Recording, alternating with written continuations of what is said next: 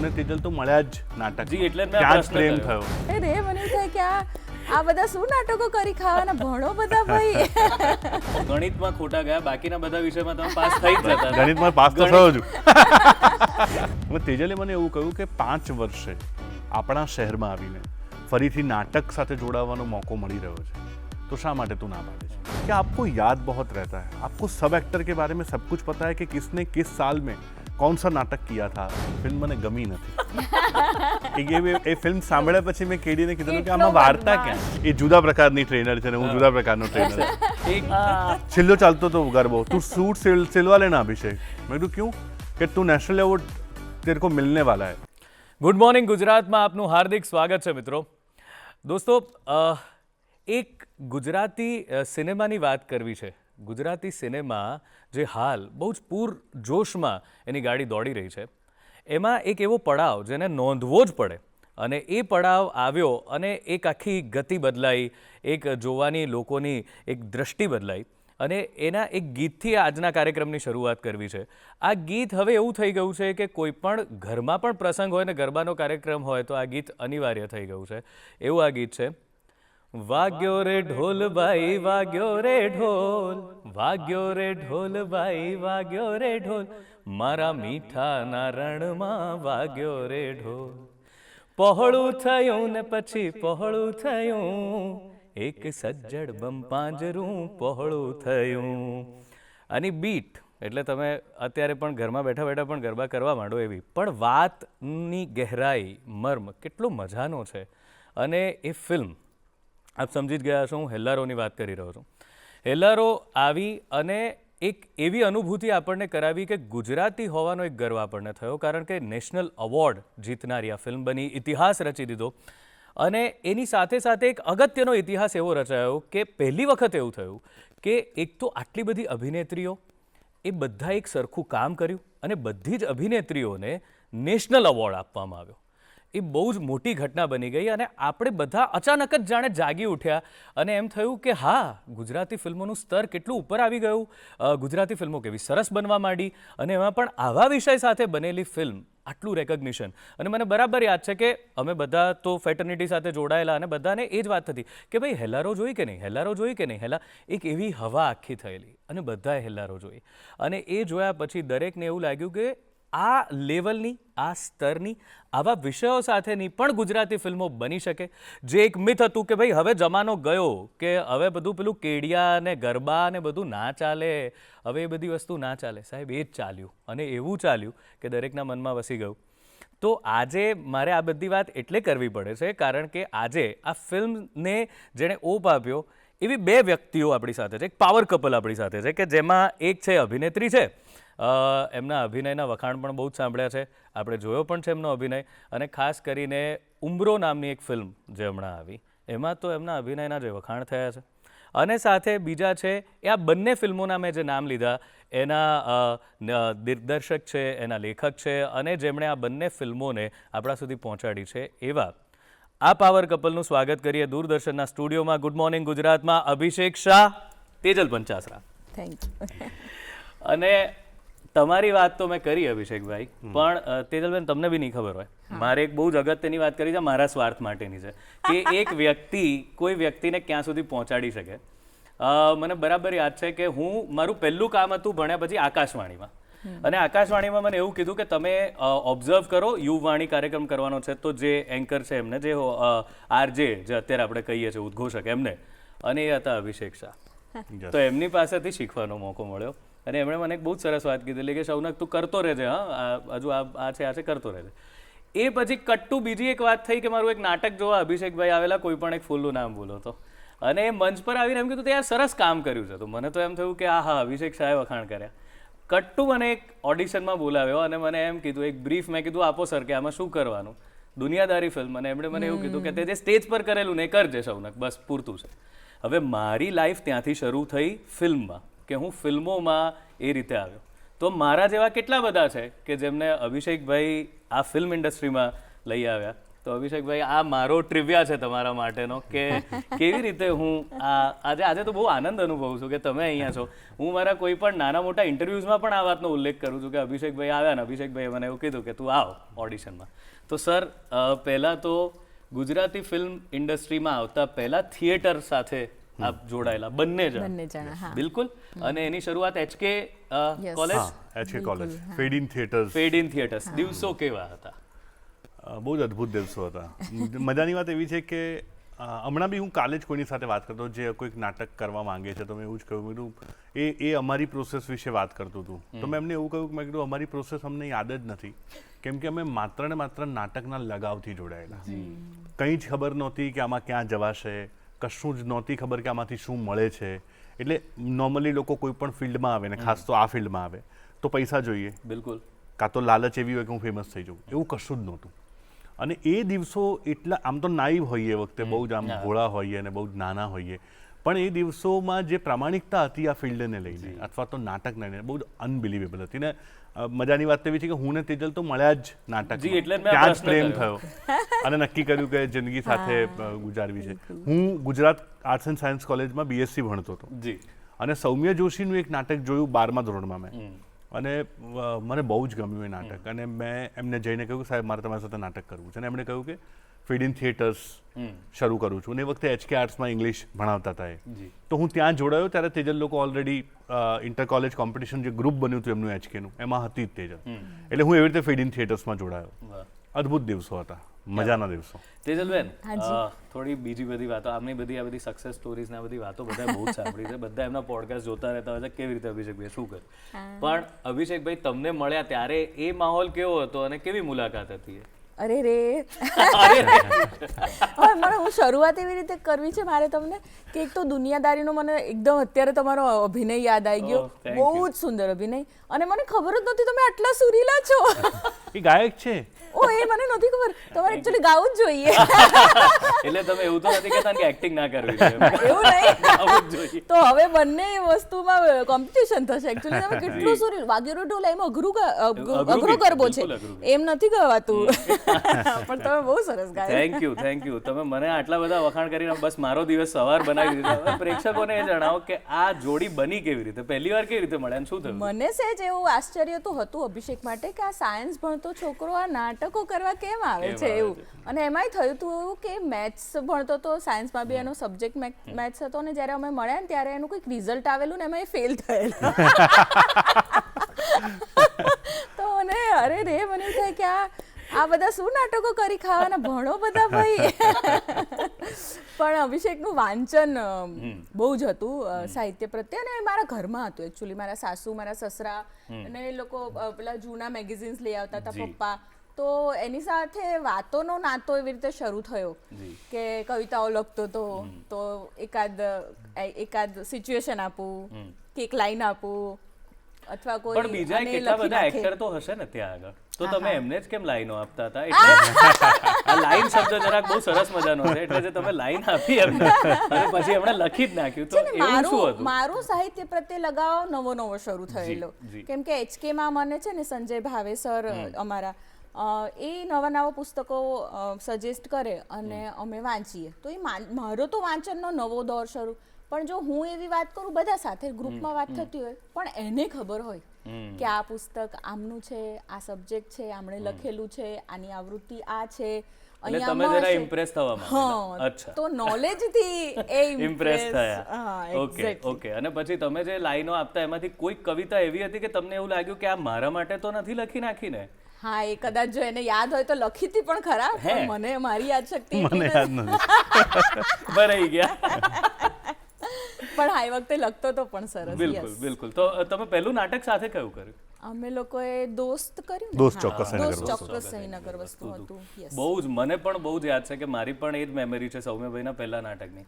અદ્ભુત, કેટલા બધા લોકો, 30-32 કલાકારો હશે ને, એટલા બધા કલાકારો હતા અને મંચ પર આખું જે નગર એ લોકો બધું આખું મશીન પણ બધા માણસોથી જ બનાવતા અને એ બધું કરતા. સૌમ્યભાઈનું અદ્ભુત લખાણ અને મજા પડી ગયેલી.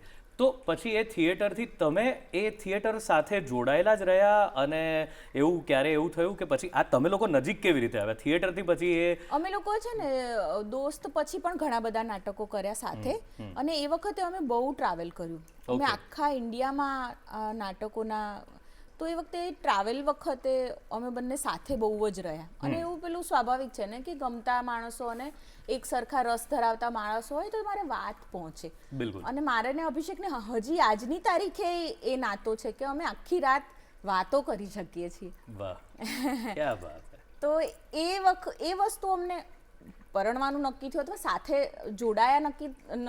જોડાવાનું નક્કી કર્યું ત્યારે વાત એ જ હતી કે એવું શું કરીએ કે સાથે રહી શકાય એની માટે લગ્ન જરૂરી નહોતા હા અથવા નાટકોથી ચાલે એવું કોઈ નાટકોથી સાથે રહેવાતું હતું આટલું મોટું નાટક કરવાની જરૂર નહોતી પહેલા નાના નાટકોથી ચાલે ચાલતે એવું હતું ઓકે પણ દોસ્તીનો જ નાતો એ હજુ અકબંધ છે બિલકુલ બિલકુલ અને એ દોસ્તી પછી રિશ્તેદારી મેં બદલ દી આપ લોગોને તો એમાં કંઈ અભિષેકભાઈ એવું થયું કે કારણ કે એવો પ્રશ્ન દરેકને પૂછવામાં આવે ને તમે રંગકર્મી જ હતા ને એ વખતે તો કે તમે આકાશવાણીમાં જોડાઈ ચૂક્યા હતા જ્યારે લગ્ન થયા ત્યારે ના ત્યારે નહોતો તો પછી એવો પ્રશ્ન નહીં જે અમારા જેવા સામાન્ય માણસોને થાય કે હવે નાટક કરી ખાય તો એમાં તો શું કઈ છોકરી થોડી આપી દેવાય હતો એ પ્રશ્ન તો થયેલો તો પછી શું એનો કેવી રીતે નિરાકરણ લાવ્યો નિરાકરણ તો આવ્યું નહોતું એટલે સંઘર્ષવાળી વાત તો રહી સંઘર્ષ તો હતો ભૂગીને લગ્ન કરે છે પણ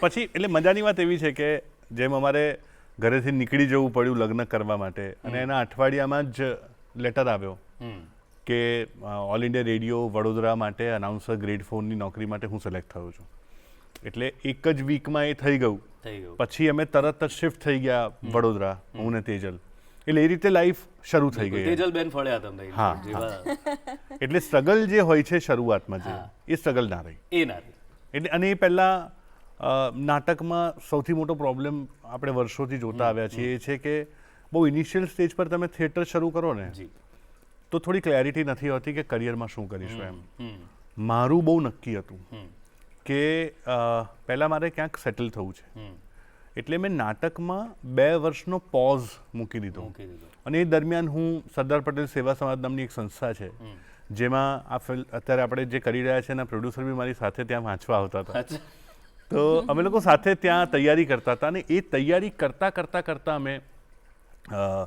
ક્યાંક કશેક નોકરીમાં તમે સિલેક્ટ થઈ જાઓ એને મારું નસીબ એટલું સારું કે મેં 5 એક્ઝામ આપેલી 5એમાં પાસ થયેલો એક સ્ટાફ સિલેક્શન કમિશનની હતી એક જીપીએસસીની હતી એક કોર્ટની હતી પણ હું 6ઠ્ઠી એક્ઝામ જે મેં પાસ કરી આકાશવાણીની હતી એટલે મને હાશ થઈ કે હું ક્યાંક બીજે જ જોડાવું એના કરતાં હું મારા ફિલ્ડમાં જ જોડાવું તો એ નોકરી મળી અને બહુ એનો ટાઈમિંગ બહુ સરસ હતો એટલે કદાચ એવું થયું કે જે પણ ધાર્યું હતું એ બધું જાણે ફોલ સપાટવાળી જે વાત છે એવું કંઈક બન્યું તમે મૂળ તો ગણિતમાં ખોટા ગયા બાકીના બધા વિષયમાં તમે પાસ થઈ જ જતા ગણિતમાં પાસ તો થયો જ ઓકે તો અભિષેકભાઈ એ તો થયું આકાશવાણીના દિવસો પણ ગજબ કારણ કે એ મજાની વાત છે આજે પણ તમારો અવાજ અમે સાંભળતા રહેતા હોઈએ છીએ તો આકાશવાણીમાં પછી એવું ના થયું કે હવે આ પૂરતું કારણ કે ઘણા બધાને એવું થઈ જાય છે ને કે આ સરકારી નોકરી થઈ ગઈ છે પૂરતું છે હવે આગળ પછી પાછા થિયેટર તરફ ક્યારેક કંઈક મોકો મળે જેવું ઘણા લોકો નથી કરતા કે હા યાર હું પહેલા થિયેટર કરતો હતો કંઈક હોય તો હવે જરા સાંજે કહેજે તો પછી પાછું આ એન્ટરટેનમેન્ટ ઇન્ડસ્ટ્રી તરફ વળવાનું કેમ વિચાર્યું એ નોકરીમાં એમાં બહુ ઇન્ટરેસ્ટિંગ વાર્તા છે એવું છે કે 2007થી 2012 વડોદરા આકાશવાણીમાં નોકરી કરી અને ટ્રાન્સફર લઈને અમદાવાદ આવ્યો હું જે અઠવાડિયે આવ્યો એ જ અઠવાડિયામાં કબીર ઠાકોરનો ફોન આવ્યો કે મેં આ કોલેજમાંથી ઇન્ટર કોલેજ કોમ્પિટિશન કરાવવાનું બંધ કર્યું છે આ વર્ષથી અને આ વર્ષથી તું કરાવ હવે આ નવેમ્બરનો મહિનો છે આવતા મહિને નાટક શરૂ કરવાનું છે તો મેં કબીરભાઈને ના પાડીને ફોન મૂકી દીધો અને તેજલે મને એવું કહ્યું કે 5 વર્ષે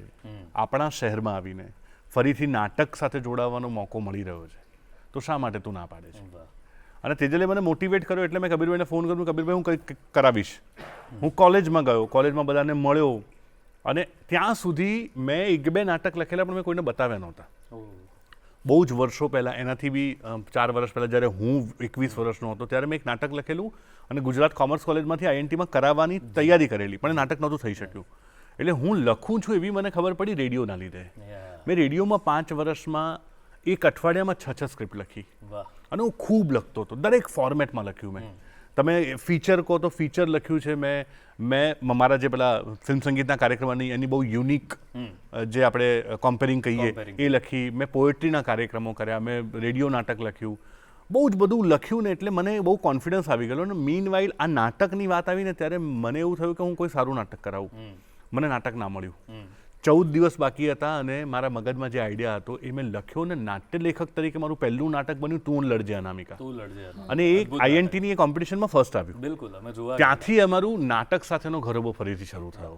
ત્યારે તેજલબેન જોડે સપોર્ટમાં રહેતા કે પછી તેજલ તો છેલ્લું અઠવાડિયું તેજલ ના આવે તો નાટક ના થાય મારું. ઓહ એવું હતું. હા, એટલે લોકો રાહ જોવે વિદ્યાર્થીઓ કે છેલ્લું અઠવાડિયું આવશે, કેમ કે એ જુદા પ્રકારની ટ્રેનર છે ને હું જુદા પ્રકારનો ટ્રેનર. એ કેવું મારે જાણવું છે કેવા પ્રકારના હું ઝીણું કાંતું અને એ ઓવરઓલ બધું ડિઝાઇનિંગ કરી નાખે ને તો પછી નાનું કે આ ન્યુએન્સીસ પકડીને કે આ કરાય. જેમ હમણાં અમે શરૂઆત થઈ ત્યારે એમણે બહુ સરસ પકડ્યા કે જરા તારી પાપણ સાફ કરી નાખો, પછી કે શર્ટ જરા આગળ લેતો. એટલે ભલે આપ અમને દિગ્દર્શક તરીકે ઓળખતા હો પણ ઘરના ડિરેક્ટર કોણ છે એ અમે હમણાં જોઈ લીધું છે.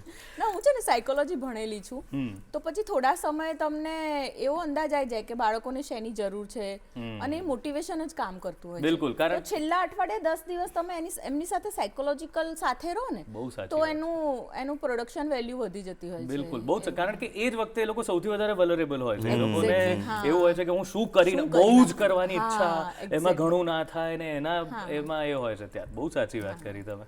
તો સર એ બધા નાટકો મેં તમારું તું લડજે અનામિકા જોયેલું, અદ્ભુત નાટક હતું અને એનો ગજબ એ થયેલું.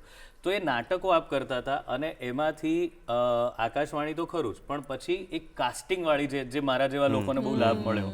તો એ કાસ્ટિંગ કેવી રીતે કારણ કે કાસ્ટિંગ બહુ અલગ વિષય છે ને, કારણ કે તમે દિગ્દર્શક તરીકે કે લેખક તરીકે આવી ગયેલા, પણ એ કાસ્ટિંગ તરફ કેમ વળવાનું થયું, કેવી રીતે? એટલે કેવી રીતે જઈશ, જ્યારે અભિષેક જૈન બનાવતો હતો ને ત્યારે મને મળ્યો હતો એકવાર અને જસ્ટ બધી વાતો કરીને, કેમ કે અમદાવાદમાં હતો પણ આ ફિલ્ડમાં બહુ જ અભિષેકને કોઈ ઓળખતું નહોતું, એટલે એવા લોકોને મળતો હતો કે જે લોકો આ ફિલ્ડમાં હોય. તો વાતોચીતો કરી તો અમને બહુ મજા આવી. પછી એ ફિલ્મમાં તેજલ પણ એક રોલ કરતી, એટલે 2-3 વાર હું સેટ પર ગયો તો એ રીતે આમ બહુ દોસ્તી થઈ. તો અચાનક જ 2 ફિલ્મ વખતે એનો ફોન આવ્યો મને. અગેન તેજલનો રોલ આમાં આવે છે. મારે દીકરી જન્મી હતી અને અભિષેકનો ફોન આવ્યો અને અભિષેક બહુ ખુશ હતો મને કે અભિષેક ભાઈ ક્યા બાત હૈ, બેટી કા જન્મ હુઆ હૈ, બહોત ખુશ હોંગે આપ, I am very happy, congratulations, બહુ બધું બોલ્યો. અને છેલ્લે એવું બોલ્યો કે એક ફિલ્મ बना रहा हूँ बेयार, आपको कास्टिंग करना है, मैं फ़ोन रख रहा हूँ बाय. मैं कहा 1 मिनट लेकिन मैं मुझे क्यों करना है? तो एने बहुत सरस ऑब्जर्वेशन કહ્યું कि आपको याद बहुत रहता है, आपको सब एक्टर के बारे में सब कुछ पता है कि किसने किस साल में कौन सा नाटक किया था, 40 साल पहले, 30 साल पहले, 20 साल पहले, कौन क्या करता है, तो यू नो एवरीथिंग, तो यू कैन. તો મેં કીધું ભાઈ મેં નહીં કरूँगा એમ કરીને મેં ફોન મૂકી દીધો. પછી મેં તેજલને કહ્યું, મારી દીકરી સાંજના જન્મને 6 દિવસ થયા હતા, એટલે મેં તેજલ સાથે વાત કરી. મેં કીધું આવું અભિષેક કહે છે. તો તેજલે મને એવું કીધું કે તારું કંઈ જવાનું છે નહીં કરીને? મેં કીધું ના. તો કર ને. ના, દરેક સારામાં સારા ડિસિઝનની પાછળ તમે જ છો. હા સાચે. એટલે હું તો બહુ, એટલે મારામાં પેલું બહુ આમ વિયર્ડ વાત છે, પણ મારામાં એસ્પિરેશન જેવું કશું છે જ નહીં. એટલે સાધુ સંત ના એવું નથી. આ કપડાં પહેરીને આ બધું જોઈને એવું નથી. પણ મને ક્યારે બી એવા સપના જ નથી આવતા કે હું આમ કરી નાખું. બરાબર. એટલે નાટકની શરૂઆત થયેલી ત્યારથી લઈને મેં મારી જિંદગીમાં એવું નથી વિચાર્યું કે હું ક્યાંક પહોંચી જઈશ. બિલકુલ. અને એ જર્નીની જ મજા છે ને. તો એ જર્નીની મજા લેતા લેતા મને આવું કંઈક આવ્યું તો મને ક્યાં કરવું છે. તેજલે કીધું કરીએ. હવે તો સારું. અને બેયાર કરી. બેયારમાં એવું થયું કે બેયાર ફિલ્મ એટલી બધી ક્વોલિટીવાળી ફિલ્મ હતી અને બેયારની બૂમ આમ ફિલ્ડમાં બહુ પડી. જેટલા લોકો ફિલ્મ બનાવતા બધાના ફોન આવવા લાગે. અને મને લાગ્યું કે અચાનક જ આટલા બધા લોકોના ફોન આવે છે. અને એમાં મારા એક બીજા જૂના મિત્ર, મારા એનાથી વર્ષ પહેલાં જે લોકો મારી પાસે એક ફિલ્મ લખાવવા માંગતા હતા, જ્યારે હું જ્યારે ફિલ્મ લેખક નહોતો ત્યારે, તો કેડી વૈશલનો ફોન આવ્યો કે અમે લોકો ફિલ્મ બનાવીએ છીએ સર અને તમારે કાસ્ટિંગ કરવાનું જ છે. તો આ બીજી ફિલ્મ હતી. એમાં બી મને કોઈ એવું નહોતું કે કરી નાખીએ ને. તો મેં મળ્યા પછી એમણે કીધું નહીં કરવાનું જ છે ને અમારે 7-8-9 નવા છોકરાઓ જોઈએ છે ને. અને કેડીએ આખી સ્ક્રિપ્ટ હિન્દીમાં પિચ કરવા માટે બોલીને રેકોર્ડ કરેલી.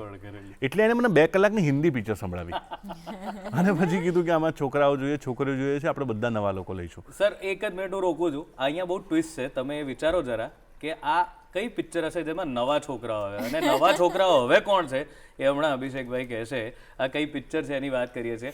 અત્યારે આપણે જરા નિયમ છે એટલે એક નાનકડો વિરામ લેવો પડશે. આમ તો આ વાતને રોકવી એ બહુ જ મોટો અપરાધ છે, પણ કંઈ વાંધો નહીં, એક અપરાધ કરી લઈએ અને પછી આપણે આ જાણીશું કે કોની વાત ચાલી રહી હતી. મળીએ વિરામને પેલે પાર.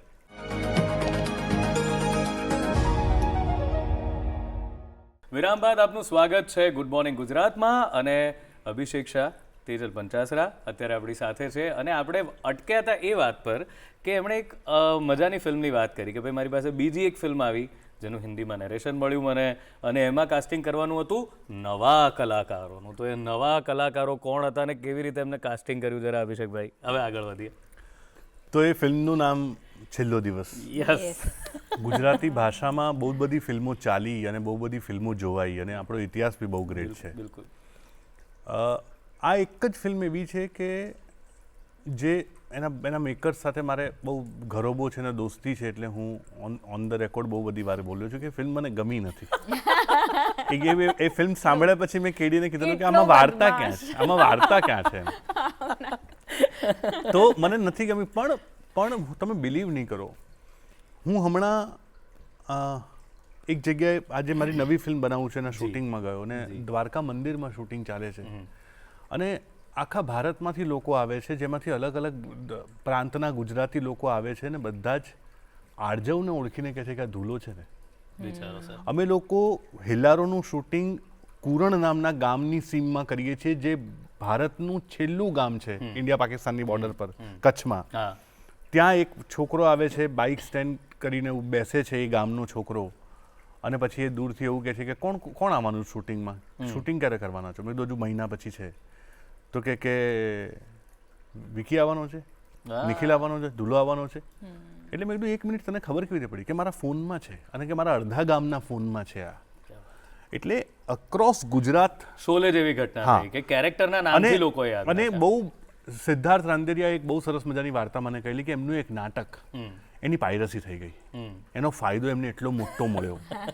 અને એક આ ફિલ્મ જેની પાયરસી થઈ ગઈ, એનો ફાયદો એક્ટર્સને એટલો મોટો મળ્યો કે એ લોકો આખા ગુજરાતના નહીં, જેટલા લોકો ગુજરાતી ભાષા બોલે છે ને વિદેશમાં બી, એ બધા જ લોકો માટે સ્ટાર થઈ ગયા. અને સર મને લાગે છે પાયરસી થયા પછી લોકો થિયેટરમાં પણ જોવા ગયા અને એ ફિલ્મને પણ બહુ ફાયદો થયો. એ તો બહુ રેર થતું હોય. ના, પણ હું હંમેશા એવું કહું છું કે 17 કરોડ 18 કરોડ 20 કરોડ એમાં કેટલા લોકો જુએ?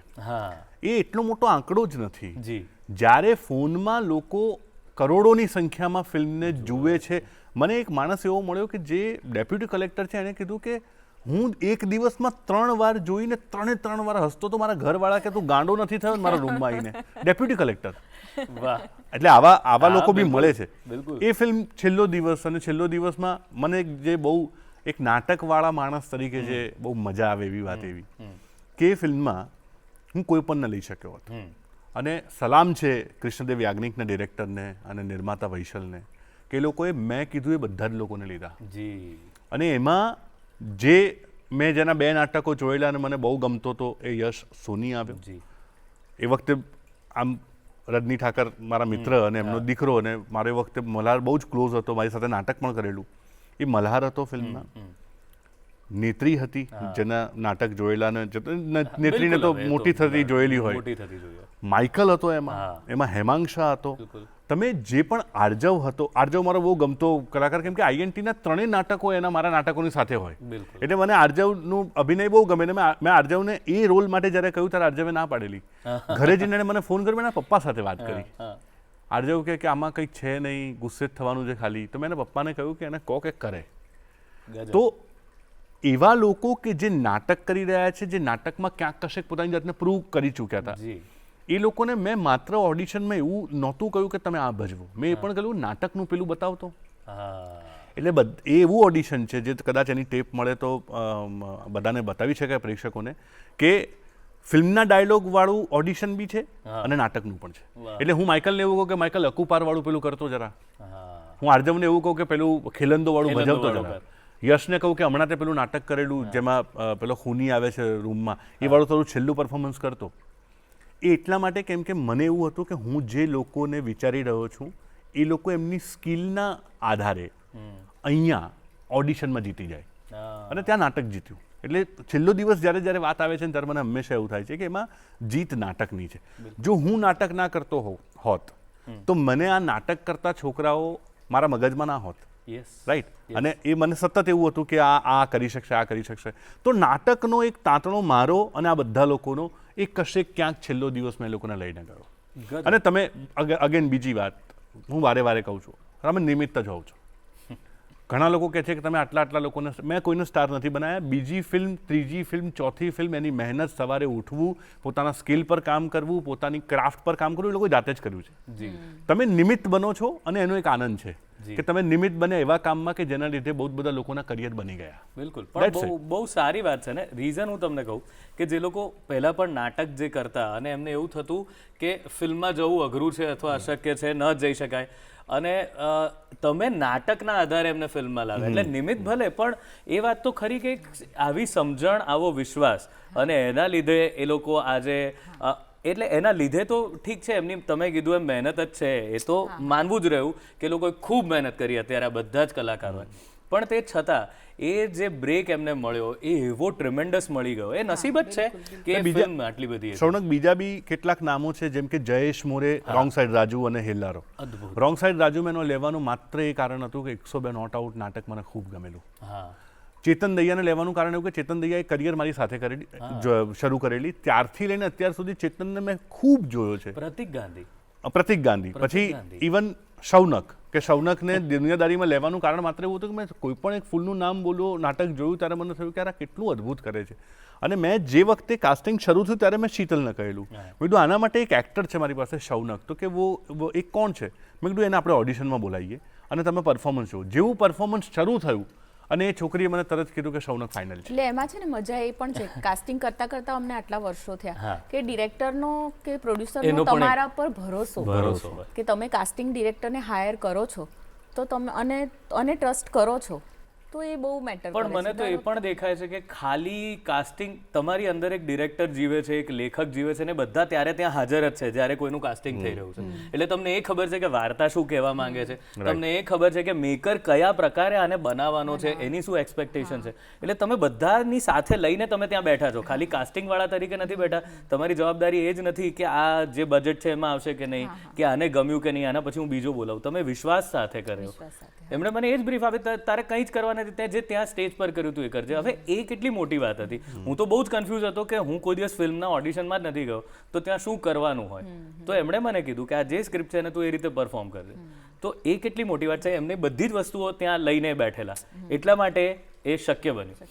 અને કેટલી બધી વન્ડરફુલ ફિલ્મ્સના કાસ્ટિંગ, જેમ કે આ જયેશ મોરે જેવી વાત મળવી. જયેશ મોરે તો ઇટ્સ અ જેમ. આપણને ગુજરાતી ફિલ્મ ઇન્ડસ્ટ્રીને જયેશ મોરે જેવી વ્યક્તિ મળે. એટલે હું તો કહું જ છું કે મને અફસોસ, હેલારોમાં મને જેટલો આનંદ છે એટલો અફસોસ પણ છે. જયેશ મોરેને અવોર્ડ મળવો જ જોઈએ. અમે ચીડાવીએ પણ શું કામ કર્યું છે માણસે, શું કામ કર્યું છે. એટલે એ બહુ ગજબ એમ. આ લેવલની વાત આવું કોણ કરી જાણે કે જે પાણી પીવડાવવાનો સીન છે ને, કે જેમાં શ્રદ્ધા એમને પાણી, એ વખતે તો આગલા દિવસ રાતથી મોરે પાણી નહોતું પીતું. ક્યાં વાત.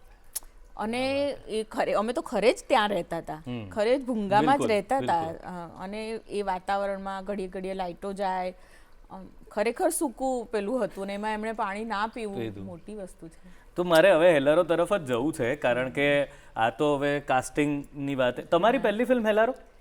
એટલે એના પછી આ તમે ઓફકોર્સ કેવી રીતે, હે ને, એટલે આવી નોંધની કેવી રીતે જઈશ, અને પછી હેલારો. એટલે ઘણો સમય થયો ને વચ્ચે, ઘણો સમય થયો.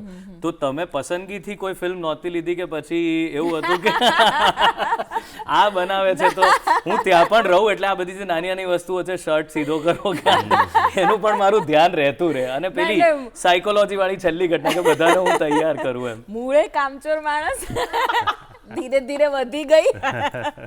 પણ મને થિયેટર ગમે છે પહેલેથી, એટલે હજુ પણ એવું છે કે થિયેટર કરીશ. પણ છેલ્લો દિવસ આ કર્યું ને મેં, કેવી રીતે જઈશ કર્યું ને, પછી મને ખબર પડી ગઈ કે ભાઈ આ તો બહુ મહેનતનું કામ છે. આ નાટક કરતા અઘરું કામ છે. એટલે અને ઇન બિટવીન દીકરી પણ થયેલી, એટલે સાંજમાં પણ થોડી પરોવાઈ ગયેલી. પણ અને અભિષેક જ્યારે ફ્લોર પર હોય ત્યારે એમ થાય કે અધરવાઇઝ બી હું એની સાથે જ હોઉં છું. અને સાંજ નાની હતી ત્યારે હિલ્લારો કરવાનો નિર્ણય નહોતો લીધો, પણ એક હિરોઈન છેલ્લી ઘડીએ ખસી ગઈ. કઈ કારણો તો હતા સાજા માંદા એવા. પછી કોઈ એવું માણસ જોઈતું હતું જે મારી એજનું હોય અને જે સ્ક્રિપ્ટ જાણતું હોય, કેમ કે અમે હિલ્લારો વખતે રિહર્સલ બહુ જ કરેલા.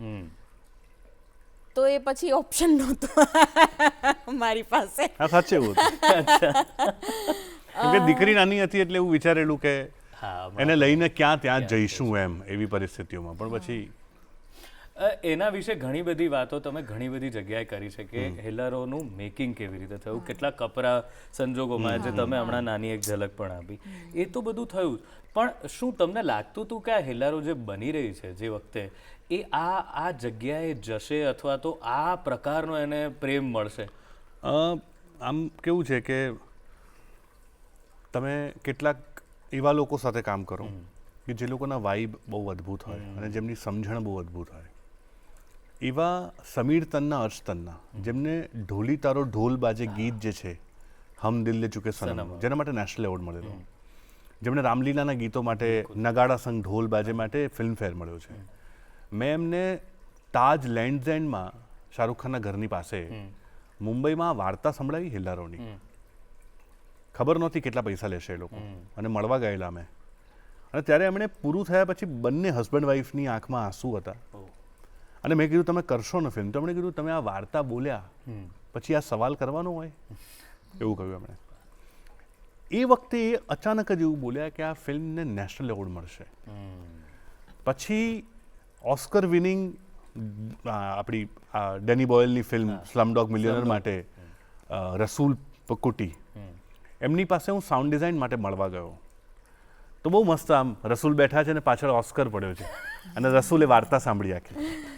અને રસૂલે પહેલું જ વાક્ય, એ તો સાઉથ ઇન્ડિયન છે, અંગ્રેજીમાં જ બોલે છે, રસૂલે પહેલું જ એવું, હું ગુજરાતી કરીને કહું છું, એમણે એવું પહેલાં કીધું કે આ ફિલ્મને સિંક સાઉન્ડ કરજો. સિંક સાઉન્ડ એટલે જ્યારે અમે ફિલ્મનું શૂટિંગ કરી ત્યારે જ્યાં માઇક પહેર્યું છે એ માઇકમાં જે રેકોર્ડ થાય ફાઇનલ, એને સિંક સાઉન્ડ કહેવાય.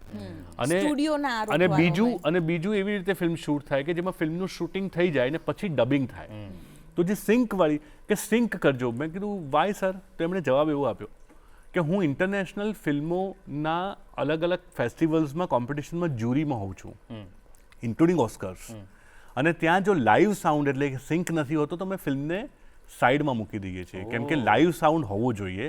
અને આ ફિલ્મ માત્ર નેશનલ એવોર્ડ નહીં, ઇન્ટરનેશનલ સર્કિટમાં બી જશે, એટલે આ ફિલ્મનું સિંક સાઉન્ડ કરજે, આવું રસૂલે કીધું મને. એટલે આ બીજો માણસ જે નેશનલ એવોર્ડ, એક ત્રીજો માણસ કે જે ભારતીય સિનેમામાં એક, જેમ કે નાટકમાં લાઇટિંગ થાય એ રીતે ફિલ્મોમાં લાઇટ કરનારને ગેફર કહેવાય. બિલકુલ. એક જ ગેફર છે એવું કહેવાય છે, અને એ છે મૂલી કાકા મૂળચંદ. મૂળચંદના હાથ નીચે 4-5 લોકો તૈયાર થયા છે, એમાંથી એકનું નામ છે અરુણ નારાયણે.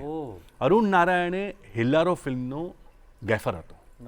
પહેલા જ દિવસે આવ્યા અને ગામ બામ બન્યું છે ને અમારા સિનેમેટોગ્રાફર બાબુ સરે કીધું કે તું અરુણ કો કહાની સુના દે અભિષેક. ક્યોંકિ તો અમે લોકો, મને હજી બી યાદ છે, મુખીનું જે ભૂંગું છે ને એના ઓટલા પર અમે બેઠા અને મેં અરુણ નારાયણને હિન્દીમાં હિલ્લારોની વાર્તા સંભળાઈ. એટલે પૂરું થયા પછી આંસુ લૂછીને એને કીધું નેશનલ એવોર્ડ મિલેગા इसको. અને એમણે કીધું કે સર मैंने लाइफ में कभी जितनी फिल्मों को बोला है उतनी फिल्मों को ही मिला है, मैंने नहीं बोला उसको नहीं मिला है. तो હું તો હસીને નવરો થઈ ગયો કે હા હશે ચાલ.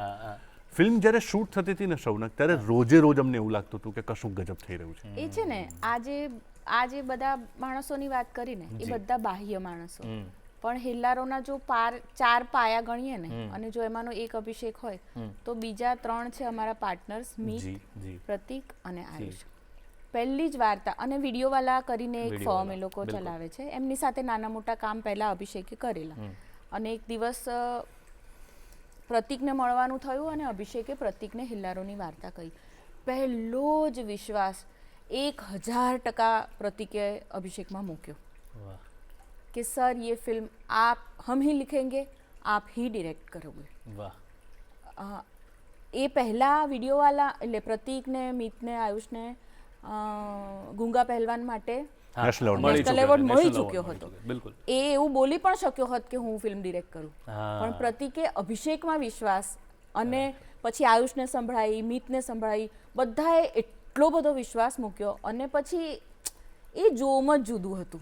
ત્યારે આપણને એવી પ્રતીતિ તો મને થતી હતી હું એવી રીતે થોડી ફાર સાઇટર તો છું, મને એવું દેખાઈ જાય છે કે તો મને એવું તો થતું હતું કે કંઈક જુદું તો થઈ રહ્યું છે. બધાની એનર્જી બહુ જ બધા, એટલે પાણી પણ ન હોય ને એવા પ્રશ્નો પણ બહુ નીકળી જતા હતા સરળતાથી. રાત પડે બધાને ઊંઘ આવી જતી હતી, સવારે ઉગે ત્યારે બધા સેટ પર હોતા હતા.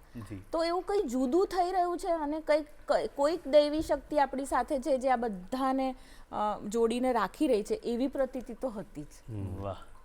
અને એ ઘટના જ આખી ગજબ થઈ ગઈ કે તમે આ ફિલ્મ ત્યાં બનાવી, અને મને એવું આ સ્ટ્રેટેજિકલી તમે આ નક્કી કરેલું ને કે આપણે બનાવીને તરત રિલીઝ નથી જ કરવી પહેલા? એ એવું નહોતું. એ એકચ્યુઅલી ગુંગા પહેલવાન ફિલ્મ પ્રતિક મીટ એ લોકોએ બનાવીને અને એ લોકોએ નેશનલ એવોર્ડમાં સબમિટ કરી ત્યારે એમને એવું ત્યારે ખબર પડી કે તમારું સેન્સર જે વર્ષનું હોય એ વર્ષના નેશનલ એવોર્ડ માટે તમે એલિજિબલ છો, રાઈટ? તો એ વખતે એમને સમજણ પડેલી, અને પછી એમને બહુ ગુંગા પહેલવાન બહુ બધા ફેસ્ટિવલ્સમાં ગઈ, ત્યાં એમને ખબર પડી કે અચ્છા આ દુનિયા જ જુદી છે. લોકો સેન્સર સર્ટિફિકેટ લે છે જ એટલા માટે કે એ વર્ષના નેશનલ એવોર્ડમાં અપ્લાય કરી શકે. એટલે એ લર્નિંગ અમારું હતું કે આ ફિલ્મ પહેલા બનાવીએ, એવું નહોતું રિલીઝ પછી કરીએ. પહેલા અમારું જેવી ફિલ્મ શૂટ કરીને પોસ્ટ પ્રોડક્શન શરૂ થયું એ દિવસથી અમારો એક જ ટાર્ગેટ હતો, 31મી ડિસેમ્બર 2018, સોરી હા 2018, કે 18માં ગમે તેમ કરીને આ ફિલ્મ કાઢ, એટલે રિલીઝ તો કરીશું જ, કરવાની જ હતી, પણ પહેલાં પોસ્ટ પ્રોડક્શન પૂરું એ દિવસે થવું જોઈએ કે જ્યારે અમે સબમિટ કરી શકીએ. મજાની વાત એવી થઈ કે ફિલ્મને 31મી ડિસેમ્બરે સેન્સર મળી શકે એવી પરિસ્થિતિ જ નહોતી. એ દિવસે હું જ્યારે ગયો 31મીએ સેન્સર બોર્ડમાં, મારી સાથે બીજા 70 ફિલ્મ મેકર હતા. મેં બધાને પૂછ્યું તો મને ખબર પડી કે આ બધા જ નેશનલ એવોર્ડમાં ફિલ્મ એ લોકો મૂકી શકે એટલા માટે એ લોકોએ ડિસેમ્બરમાં અપ્લાય કર્યું છે, કે ત્યાં સુધી બની નહોતી ફિલ્મ. આમ તો તમે આગળ બી કરી શકો, બધા મારા જેવા હતા. ત્યારે મને સમજાયું કે આ આટલી બધી મોટી ઘટના જેના વિશે કોઈને ખબર નથી. અને પછી જઈને હું મેઇન ઓફિસરને મળ્યો ને એમણે એવું કીધું કે અભિષેકજી ડોન્ટ વરી, आज आप जितने भी लोग हो आपका सेंसर निकल जाएगा. સવારે 8 વાગ્યાનો બેઠેલો, રાત્રે 8 વાગે મને સેન્સર હાથમાં આવ્યું. અને અત્યારે તમે હિલારો ફિલ્મ ક્યારે બી જુઓ તો એનું સેન્સર સર્ટિફિકેટમાં તમને વંચાશે 31મી ડિસેમ્બર 2018. પૂરું થયું, જાન્યુઆરીમાં નોટિફિકેશન આવ્યું, ફેબ્રુઆરીમાં અમે ફિલ્મ મોકલી, કેમ કે અમે ગુંગા પહેલવાન મોકલી ચૂક્યા હતા, એટલે અમને ખબર હતી કેવી રીતે ફિલ્મ મોકલવાની. એ મોકલી અને અમે વેઇટ કરીને બેઠા, કેમ કે અમને લોકોને પોસ્ટ પ્રોડક્શનમાં સાઉન્ડ ડિઝાઇનર જે હતા જેમને કમીને પિક્ચર માટે અને ઓમકારા માટે નેશનલ એવોર્ડ મળ્યો છે, સુભાષ સાહુ. સુભાષ સાહુએ મને ફિલ્મનું જેવું સાઉન્ડ ડિઝાઇન પૂરું થયું તરત કીધું, અભિષેક તું સૂટ સિલવા લેના. આમ સ્ક્રીન સામે જોતા હતા, છેલ્લો ચાલતો હતો ગરબો, તું સૂટ સિલવા લેના અભિષેક. મેં કીધું ક્यों? कि तू नेशनल अवार्ड तेरे को मिलने वाला है और नहीं मिलेगा तो मैं ये छोड़ दूंगा करियर ऐसा. એવું હસવા લાગ્યા. તો મને લાગ્યું કે યાર બધા જ આવી વાત કરે છે એટલે ફિલ્મમાં કંઈક છે. એટલે એવું નહોતું કે ફિલ્મ પછી રિલીઝ કરવી છે. અમને એવું થયું કે 3 મહિનામાં આવે છે ને, એ વખતે એવું હતું કે એપ્રિલમાં જુરી બેસે, 1 મેના દિવસે વિજ્ઞાન ભવનમાં રાષ્ટ્રપતિ એવોર્ડ આપે. આ નક્કી હતું, આ પહેલેથી નક્કી જ હોય. એટલે અમને એવું હતું કે હવે ડિસેમ્બર તો 3 મહિના રાહ જોઈ લઈએ ને. 3 મહિના રાહ જોઈ અને એ વખતે ઇલેક્શન આવ્યું, અને આચારસંહિતાના લીધે ભારત સરકાર કોઈ એવોર્ડ જાહેર ના કરી શકે, એટલે પોઝ આવ્યો. અને પોઝ એવો આવ્યો કે એપ્રિલ, મે, જૂન, જુલાઈ, ઓગસ્ટ, 9મી ઓગસ્ટના દિવસે, અને અમે છે ને પેલું બધી ખબર પડી ગયેલી ને પહેલેથી, એટલે અમે રોજ પીઆઈબીની ટ્વિટર અકાઉન્ટ જોતા હતા. અને પીઆઈબીએ ટ્વીટ કર્યું 12 વાગે કે આ એ જવાબ છે એ લોકો માટે જે લોકો જુએ છે કે અમે લોકો બધા રાહ જોઈને બેઠેલા નેશનલ એવોર્ડ અનાઉન્સમેન્ટની. તો પીઆઈબીએ 12 વાગે ટ્વીટ કર્યું કે આજે જાહેર થશે. અમે બધા જ આખી ટીમને ભેગી કરી અને અમે વેઇટ કરવા બેઠા, જેનો વિડીયો બી બહુ જ વાયરલ થયો. અને અમે લોકોએ શાંતિથી આખું જોયું અને અમને એવું થયું કે આવ્યું. અને ગુજરાતી ફિલ્મ રેવા, આનંદ તો થયો, પણ પછી મને એવું થયું કે હવે પતી. અને પછી બહુ જ મોટો એવોર્ડ, સ્પેશિયલ જ્યુરી એવોર્ડ. તમે જો બેસ્ટ ગુજરાતી ફિલ્મનો એવોર્ડ જીતો તો તમને એ લોકો રજત કમળ આપે છે. બિલકુલ રાઈટ. તો એ રજત કમળ સ્પેશિયલ જ્યુરી એવોર્ડમાં મળે, એટલે 13 રજત કમળ મળ્યા આપણી ફિલ્મને, હિલારો. 13 નામ બોલાયા અને મને સંતોષ થયો. અને મારું એવું છે થોડું કે હું વસ્તુમાંથી તરત બહાર નીકળી ગયો, તો મેન્ટલી બહાર નીકળી ગયો કે ઓકે ના મળ્યો, કશો વાંધો નહીં. પણ મનમાં એવું હતું કે બધા જ આવું કહેતા હતા, ને ફિલ્મ આપણને બી જજમેન્ટ જેવું તો હોય ને કંઈક, તો અમે લોકો પૂરું જ કરવાના હતા.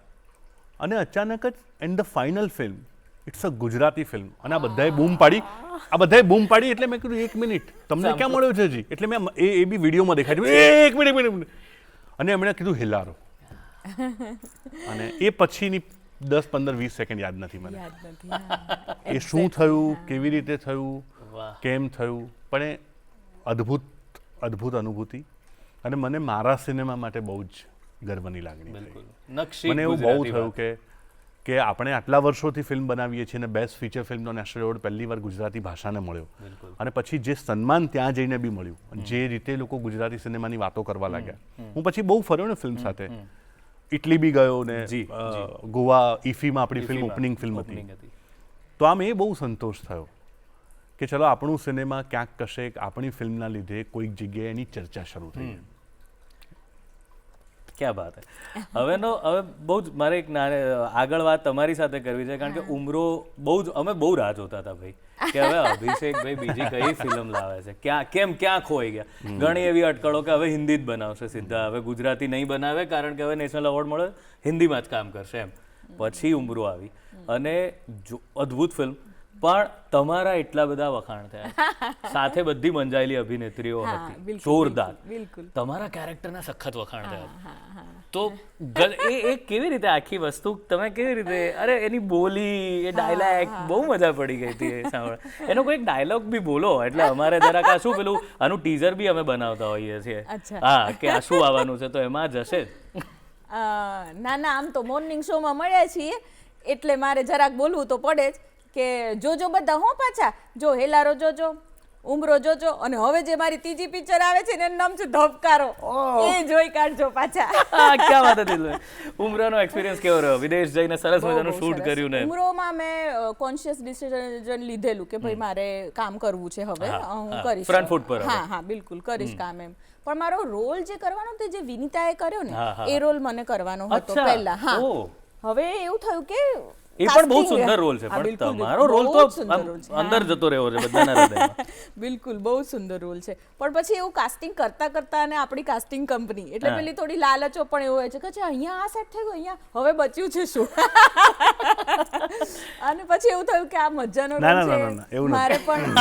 મારે પણ તેજલે મજા ના આવી. હવેથી કંઈક આવે છે તેજલે ના પાડેલી અચ્છા કે હું આ રોલ નહીં કરું ઓહ કેમ કે એવો કોન્ફિડન્સ તે બહુ રેર એક્ટર્સમાં હોય એને કીધું હું આ કરી લઈશ પછી મેં કીધું ઓડિશન કરીએ તો ઓડિશન તો તેજલનું ના જ હોય પણ તોય કીધું કે કરીએ આપણે ઓડિશન તો એને કીધું અભિષેક હાજર ના હોવો જોઈએ અચ્છા એકતા હોય અને એ વખતે અમારી સાથે તમન્ના હતી હા તો તમન્ના ને એકતા બે જ જણા હોય કેમ તમે કોન્શિયસ થઈ જાવ છો હા અરે બહુ બહુ ટોકે છે બહુ ખખડાવે? ટોકે ભાઈ સાહેબ હા સાચે. પણ ઓડિશન પૂરું થયું ને પછી દરવાજો ખુલ્યો તો તમન્ના અને એકતા બંનેની આંખમાં આંસુ હતા અને એમણે એવું કીધું કે સર આ મેજિક કરી નાખશે એમ એટલે તેજલે મને એટલું જ કહ્યું ખાલી કે અભિષેક હું આ કરી જઈશ પેલું મારા માટે ચેલેન્જિંગ છે એટલે મને એ કરવા દે એમ કરીને એણે નક્કી કર્યું કે એ પેલું પાત્ર કરે વાહ એવું છે હા. ક્યાં અને વાત ઇન બિટવીન આપણને વિની મળી પણ ગઈ હા હતી એ એને પાત્રમાં. વિનીતાનું ઓડિશન અદ્ભુત થયેલું એ કર્યું. વખતે અદ્ભુત કામ કર્યું અદ્ભુત કામ કર્યું અને અને આમ મારા મૂળ કાઠિયાવાડમાં છે અને હું ઉછરી છું કાઠિયાવાડી પટેલોની વચ્ચે મારી સોસાયટીમાં જી.